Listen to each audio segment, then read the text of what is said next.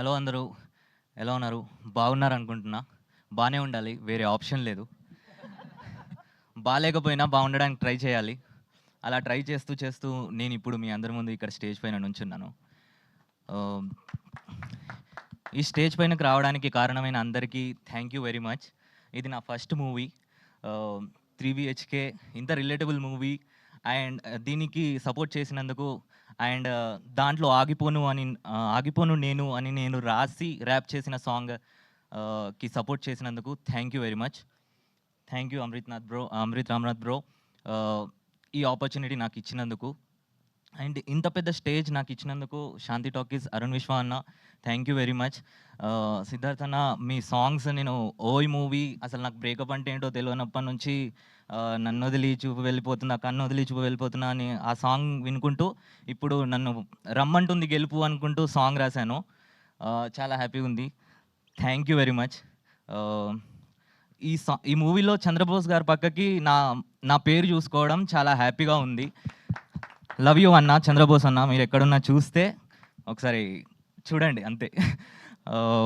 Thank you very much for this opportunity. Congratulations again. Thank you very much. నేను రాసిన ఆగిపోను నేను అనే song నుంచి ఇప్పుడు కలలు కంటున్నా, కలల కోసం పరిగెడుతున్న ప్రతి ఒక్కరి కోసం నేను రాసిన సాంగ్.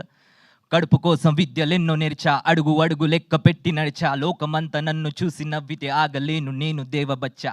ఆపేస్తే మీరు నేనాకుంటానా, దాగుడు మూతల దాక్కుంటానా, నువ్వు ఎప్పుడు కలవని తారల మధ్యన గల్లెగరేసి నే కూర్చుంటాను నువ్వు చూస్తూ ఉండు, నువ్వు ఏమైనా చెయ్యొచ్చు చేస్తూ ఉండు, పంజరం తెంచి నువ్వు గద్దల ఎగరగ నీతల రాతను రాస్తూ ఉండు, కష్టం సుఖం ఉండవు నిరంతరం, ప్రతి క్షణం ప్రశ్నించే నీ జనం, ప్రతిజ్ఞ నాతో నేను గెలవడం, నా జాతకంలో లేదు ఆగడం, ఆగిపోను నేనాగిపోను చిన్న, ఆ దేవుడు అడ్డుకున్నా నా శ్వాస లాగుతున్నా, ఆగిపోను నేనాగిపోను చిన్న, ఆ దేవుడు అడ్డుకున్నా నా శ్వాస లాగుతున్నా, నన్ను రమ్మంటుంది గెలుపు, ఇక నా ముందుంది వెలుగు, దేవా నేను ఆగిపోను, మీరు ఆగిపోకండి.